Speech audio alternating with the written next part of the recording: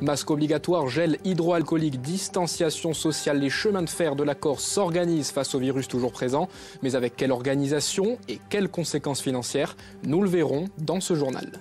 Et puis toujours avec ce déconfinement, la question des transports en commun est beaucoup revenue ces dernières semaines. Du côté des chemins de fer de la Corse, le trafic est désormais assuré à 50%. Les grandes lignes sont de nouveau ouvertes, mais les voyages s'effectuent dans le respect, évidemment, des normes sanitaires nationales. Port du masque obligatoire, espacement entre les voyageurs et gel hydroalcoolique à disposition. On voit tout ça avec Kael Serrer et Stéphane Lapéra. 8h13, le train en provenance de Corté arrive en gare de Bastia. À son bord, 50 personnes maximum. Peu de monde donc, mais des voyageurs rassurés par le dispositif sanitaire. Très bien, parfait. Comme toujours. J'étais presque seule.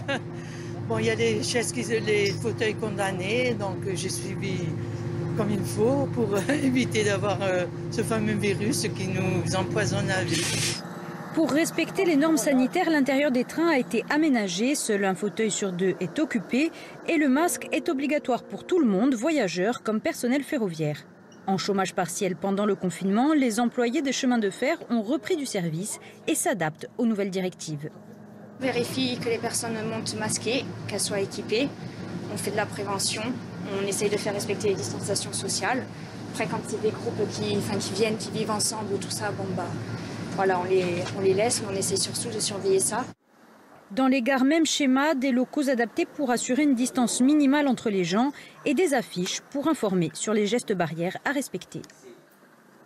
Et comme vous pouvez voir, on privilégie aussi le paiement sans contact et on a mis en place le gel hydroalcoolique pour nos clients. Et un autre élément important, le port du masque est obligatoire, à la fois dans nos gares et sur nos trains, à la fois pour notre personnel et les usagers. Assuré à minima pendant les 55 jours de confinement, le trafic ferroviaire reprend progressivement un rythme normal depuis le 11 mai. Aujourd'hui, 50% des rotations sont assurées. On a bien sûr repris sur l'ensemble du réseau.